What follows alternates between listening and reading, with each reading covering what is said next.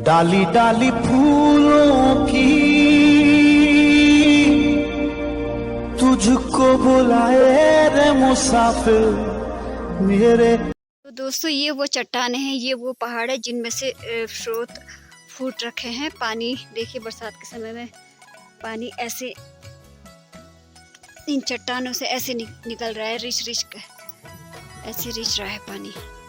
और ये चट्टान इतनी चिकनी हुई है और ये जो पैदल रास्ते हैं ना, इन रास्तों में भी इतनी काई लगी हुई, इतनी ज़्यादा काई है ना, बहुत ज़्यादा काई हुई है। और साथ में घास भी इतनी बड़ी घास हो चुकी है ना, बहुत ज़्यादा घनी घास हो रही है। क्योंकि मुझे ये लग रहा है कि इस बीच में क्या कहते हैं, घास काटने वाले घसियार, जो कि हमारी पहाड़ी भाषा में बोला जाता है, महिलाएं शायद अभी इस बीच में यहाँ पे नहीं आई है। क्योंकि जो अभी क्या कहते हैं चट्टानों में भी घास है ना, तो क्या कहते हैं ये घास भी ना नहीं दिखती है जब महिलाएं आती हैं। तो यानी कि इन चट्टानों से भी महिलाएं इतनी रिस्की चट्टानों में भी जाती हैं, इन चट्टानों से घास काट के लाती है।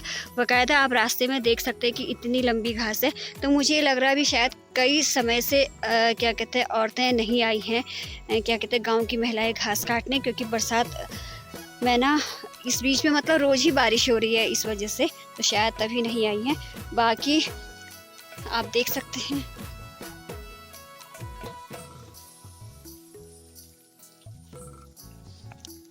और इन रास्तों में ना पैर संभल के रखना पड़ा। खुशी तो चली गई आगे, उसने पहन रखा जूता, मैंने पहनी हुई ऐसी फ्लैट चप्पल। और मुझे बहुत डर लग रहा है कि अगर कहीं चप्पल फिसल गई तो शायद ना ये हिसाब है कि पूछिए मत फिर क्या हिसाब होगा। ओ मम्मी, और रास्तों में इतनी काई जमा है ना, बहुत ज़्यादा, और चट्टानों से ऐसे रिच के पानी गिर रहा है, देखो।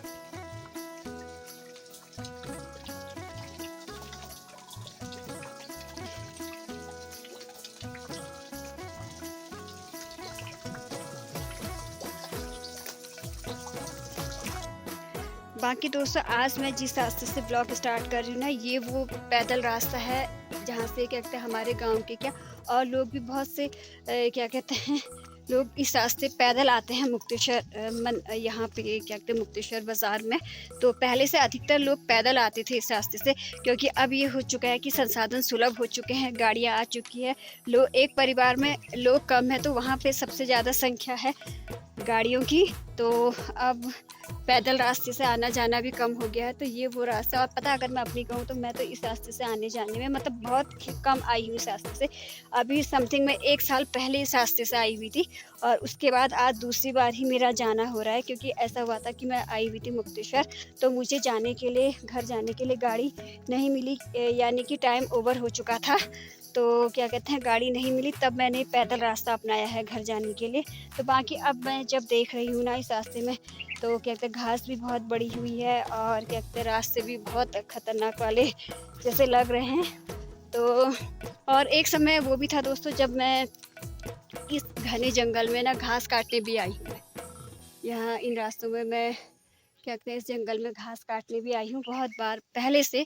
तो अब तो तकरीबन 8-9 साल से अब आना जाना नहीं है, क्योंकि गाय वगैरह नहीं है। तो जब मैं उस वक्त घास काटने आती थी ना इस जंगल में, तब में और आज में बहुत अंतर है, सच में कह रही हूँ।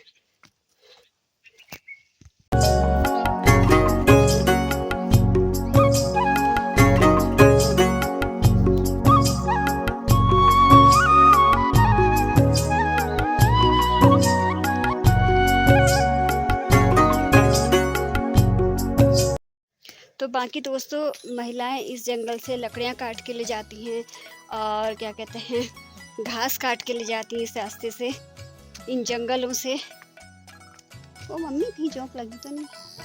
मैं तो इतना संभल के पैर रख रही हूँ ना, कसम से कह रही हूँ।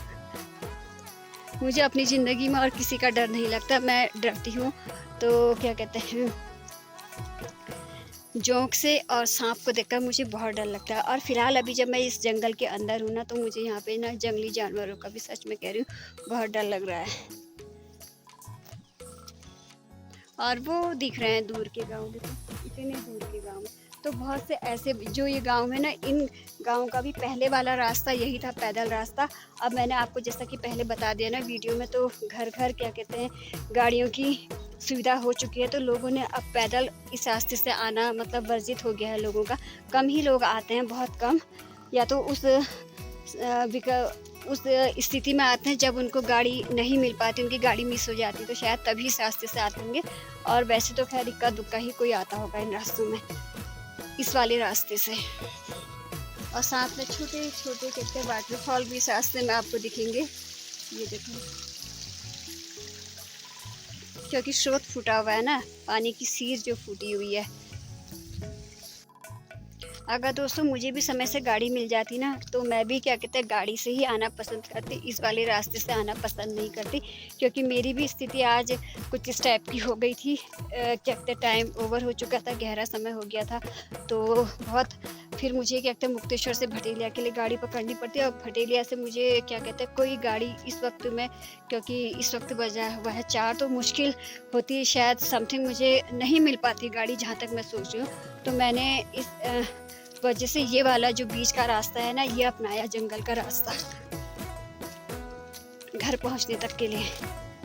और वही मेरे लिए इजी भी रहा कि गाड़ी नहीं मिलती, मुझे वेट करना पड़ता वहाँ पे, तो समय से पहले भी घर पहुँच जाऊँगी और मुझे वेट भी नहीं करना पड़ेगा, मतलब वेट भी नहीं करना पड़ता वहाँ पे।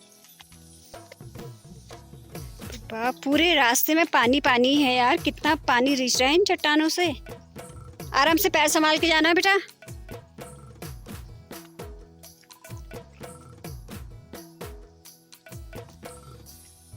इतनी काई है, बाप रे बाप। जो इस रास्ते में अगर दोस्तों गिर गया ना, कसम से कह रही, वो बच नहीं पाएगा, इतने रिस्की वाले रास्ते हो रहे। और फिर दूसरी बात ये होती है ना, बरसात की वजह से भी थोड़ा सा, जो बरसात हो रही है, बरसात की वजह से भी ना क्या कहते हैं रास्ते रिस्की हो ही जाते हैं।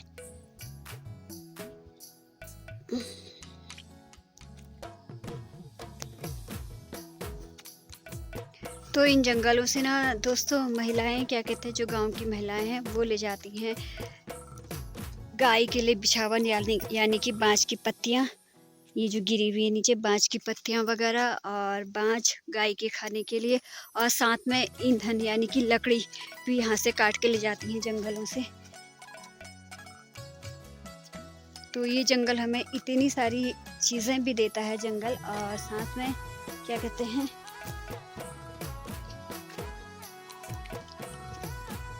बाकी दोस्तों यहाँ पे हो रहा है क्या कहते हैं बहुत ऊबड़ खाबड़ हो रहा है, और वीडियो बनाने में भी थोड़ा सा दिक्कत हो रही है। तो जब मैं पहुँच जाऊँगी ना प्लेन एरिया में, यानी कि समतल रास्ते पे, तो वहाँ से आपको दिखाऊंगी। और फिलहाल अब हम कर लेते हैं इस जंगल को पार। तो दोस्तों अभी तक तो मौसम सही था, बारिश रुकी हुई थी, और अब अचानक ना फिर से बारिश पड़ने लग गई है। और अभी भी हम लोग मतलब सही रास्ते पे अभी भी नहीं पहुँचे हैं। सुबह से थोड़ा सा बारिश रुकी हुई थी, तो अचानक फिर से बारिश पड़ गई। खुशी रुक जा बेटा। खुशी है ना मुझे छोड़ करके आगे तो चले गई, वो कह रही थी मम्मी तू बस ब्लॉग ही बनाने में रहे। रुक जा बेटा, छाता है मेरे पास। अब दोस्तों छाता एक है और हम हैं 2 जने, तो चलिए फिर मैं भी कैमरे को रखती हूँ, फ़ोन को रखती हूँ अंदर, और आपसे मिलती हूँ बाद में। तो फाइनली दोस्तों पहुंच चुकी हूँ घर, और जंगल का रास्ता पार करने के बाद मैं समथिंग 2.5 घंटे में घर पहुंची हूँ। और अपनी जो हमारी लोकल मार्केट है ना इधर, तो वहाँ पर से मैंने ले ली थी सब्जी वगैरह खरीदी। और बाकी मैं आपको बताती हूँ कि मैं कहाँ के रास्ते पैदल आई हूँ। जो ऊपर टॉप दिख रहा है ना आपको, वो ऊपर टॉप जहाँ पे कोहरा लगा है, तो वहाँ का जो पैदल रास्ता था उस रास्ते से मैं इधर आई हूँ मुक्तेश्वर से, यानी कि घर तक का पैदल रास्ता 2.5 घंटे में मैंने पार किया।